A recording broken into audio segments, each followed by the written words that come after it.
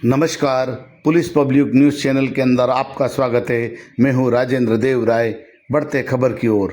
आज नगर अंजड़ के अंदर फिल्मी दुनिया के जाने माना नाम और टीवी सीरियल रामायण में कर चुके हनुमान जी का रोल करने वाले प्रसिद्ध कलाकार विक्रम मस्ताल शर्मा जी नर्मदा परिक्रमा पर आज नगर अंजड़ में पधारे।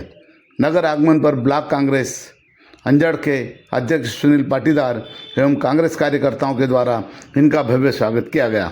विक्रम मस्ताल शर्मा जी जो एक अभिनेता है जिन्होंने रामायण में हनुमान जी का रोल किया है, साथ ही बुधनी से पूर्व मुख्यमंत्री शिवराज सिंह चौहान के खिलाफ कांग्रेस के उम्मीदवार के रूप में उनके सामने चुनाव भी लड़ चुके हैं। कमलनाथ जी के करीबी माने जाते हैं और एक अच्छे युवा नेता है। प्रदेश में भी नर्मदा परिक्रमा कर रहे हैं। आज अंजड़ में रात्रि विश्राम किया। आज सुबह इनसे मिलना हुआ।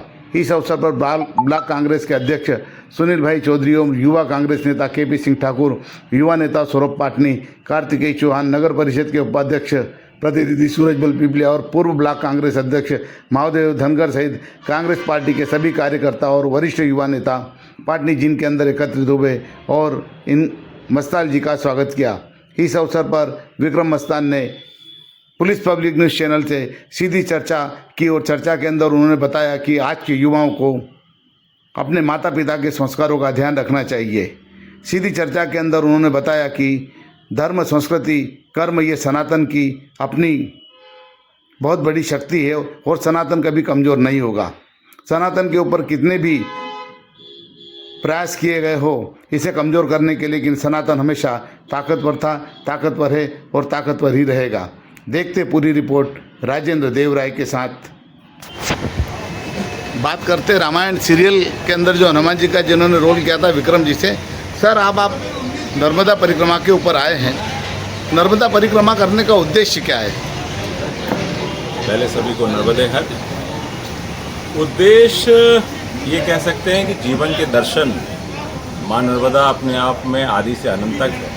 वो जो जीवन का दर्शन है, जीवन का मोल है, उसको जानने के लिए हर व्यक्ति को परिक्रमा करना चाहिए। मैं सब युवाओं से सभी से अनुरोध करूंगा, अगर आपको सत्य में जीवन का दर्शन करने हैं तो जीवन में कुछ पाना है और जीवन में हर कठिनाइयों से सामने करने की शक्ति प्राप्त करना है तो माँ के आंचल में आपको आना चाहिए। और दूसरी बात यह है कि समाजी दृष्टिकोण से ये बात है कि कहाँ कितना प्रदूषण हो रहा है, माँ की स्थिति क्या है, जो नर्मदा पथ रोड बना है उसकी स्थिति क्या है, वो भी देखने का अवसर प्राप्त हो रहा है। सर, वैसे नर्मदा प्रदूषण को लेकर आप क्या कहेंगे? अभी तक आपको क्या अनुभव प्राप्त हुआ है? देखिए, मनुष्य अपने लाभ के लिए हर गांव में, हर शहरों में सीवर सिस्टम का जो पानी गिर रहा है बहुत दुखद है।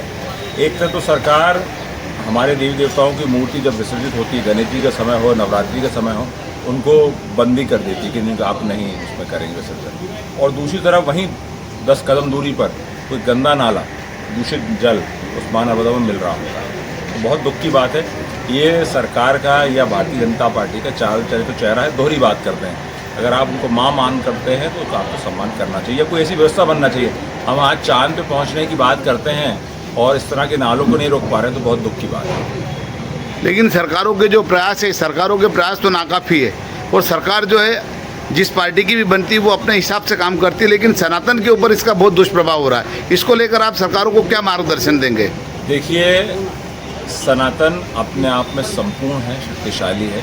सनातन को नुकसान नहीं हो रहा है। जो मानव सभ्यता है, जो हम मानव सभ्यता की बात कर रहे हैं, हम उस सभ्यता को नुकसान कर रहे हैं। जो हमारे आने वाली पीढ़ी है उसको हम ऐसे संस्कार परोस रहे हैं जिसको माँ नर्मदा को सिर्फ वो एक नदी मान रहे हैं, एक शोषण करने की वस्तु मांग रहे हैं। भले में अलग किसी प्रकार से इलीगल माइनिंग हो, जल में दूषित की बात हो, जिस भी प्रकार से हम उनका शोषण कर रहे हैं। हमारे पास इतना दायित्व नहीं है कि हम साल में 1 घंटा हर व्यक्ति को निकाले कि 1 घंटा निकाले कि मैं नर्मदा की सेवा करूंगा। जो नर्मदा जी किनारे जो मध्य प्रदेश की लाइफ लाइन है, गुजरात की लाइफ लाइन है, महाराष्ट्र में भी बहुत जगह जल जाता है, वो अगर साल में 1 घंटा सिर्फ निकालें और माँ नर्मदा की सेवा करें, उनकी सफाई करें, ये सारी समस्या बिना सरकार के समाप्त हो सकती है। सर, आप ये बताएं कि आज वर्तमान के अंदर जो हिंदू समाज के ऊपर जो दूसरे समाजों के द्वारा जो अत्याचार हो रहे हैं, जिसके ऊपर प्रहार हो रहे हैं, इसको लेकर आप क्या कहेंगे और हिंदू समाज को इसके लिए करना क्या चाहिए?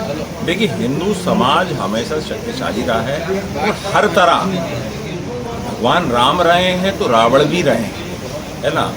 अगर देखिए, आप कृष्ण रहे हैं तो कंस भी रहे हैं, तो इस प्रकार के प्राणी हर धर्म में रहे हैं, हर समाज में रहे हैं। आप एक व्यक्ति के चक्कर में पूरे समाज को बदनाम नहीं कर सकते। यहाँ एक दूसरी तरफ अगर आप कहें किसी भी धर्म को नोटिस करें तो अब्दुल कलाम जैसे महान व्यक्ति भी हुए हैं जिन्होंने भारत को मजबूत करने में, शक्तिशाली करने में अपना योगदान दिया है। सर, जिस प्रकार से अभी लव जिहाद की घटनाएं हो रही है, इसको लेकर आप क्या कहेंगे और खास करके हमारी बेटियों को क्या संदेश देना चाहेंगे? मैं ये कहना चाहता हूँ कि बेटियों को तो बिल्कुल मैं बोलना चाहूँगा, पर परिवार में ध्यान देना पड़ेगा। हमारे संस्कार कहीं ना कहीं, मैंने आपसे कहा, दूषित होते जा रहे हैं। हम माताओं पिताओं को सम्मान की व्यवस्था थी, वो व्यवस्था जो गुरुकुल व्यवस्था थी हमारी, जो हमारे सनातन की ताकत थी, हिंदू धर्म की ताकत थी, कहीं ना कहीं क्षीण हो रही है। उसका ही नतीजा है।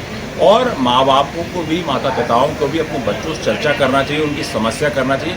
उन पर जो हम चीज़ें लाद देते हैं कि आपको ये करना ही है, आपको इंजीनियर बनना ही है, आपको डॉक्टर बनना ही है। आज आप उसकी स्थिति देखिए, विदेशों में आप जापान जाइए, चाइना जाइए, कहीं भी जाइए, जो बच्चा करना चाहता है उसको बनने देते हैं। अगर वो नेता बनना चाहता है तो नेता ही बनने देते हैं। पर हमारे यहाँ ऐसी व्यवस्था नहीं है। माँ बाप ने, या हमारे मौसा फूफा जी चाह लेते हैं कि फलां मौसा जी का बेटा डॉक्टर बन गया, इंजीनियर बन गया, तो आपको ही बनना है। हो सकता है वो और कुछ अच्छा बन सकता है, वो अच्छा लेखक बन सकता है, कवि बन सकता है, हो सकता है वो अच्छा पुरोहित बन सकता है। तो जिस क्षेत्र में आपको अच्छी काम करना चाहिए। और मैं बहनों से और इसीलिए अनुरोध करूँगा कि आप कोई भी कदम उठाएं, एक तरफ मुड़ के अपने माता पिता को ज़रूर दें। सर, शिक्षा को लेकर के आप क्या कहेंगे? वर्तमान में जो देश की शिक्षा चल रही है वो सिर्फ भरण पोषण की शिक्षा चल रही है, संस्कारों की नहीं चल रही है। इसको लेके आप क्या सरकारों को कहेंगे? देखिए, NCERT के जो आंकड़े हैं, जो बाकी स्कूल व्यवस्था है, बहुत ही दुखद हो गई है।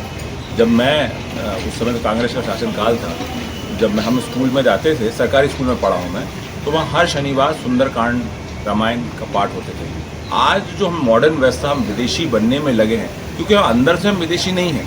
हमको अगर बदलना है तो अंदर से विदेशी होना पड़ेगा। हम अंदर से विदेशी नहीं हैं।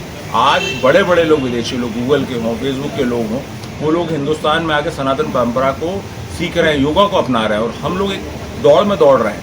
क्योंकि आप समझ सकते हैं कि हम जिस रूप के नहीं उस रूप में जाना चाहेंगे तो उसका परिणाम दुष्परिणाम देगा। आखिर क्या करना चाहिए इस स्थिति से निपटने के लिए? देखिए, हमारा सनातन बहुत शक्तिशाली है, और हमें अपने सनातन को, हम हिंदू धर्म को, और जो भी समाज के लोग हैं, किसी भी धर्म संप्रदाय के लोग हैं, उनके अपने ऋषि मुनियों की जो सही बातें हैं उनको मानना चाहिए। हमारी किताबें, हमारे धर्म, हमारा संस्कार, हमारी संस्कृति इतनी शक्तिशाली है कि हमें किसी भी संस्कृति को अपनाने का या उसको देखने की आवश्यकता बिल्कुल नहीं है। धन्यवाद पुलिस पब्लिक न्यूज़ से चर्चा करने के लिए। नर्मदा।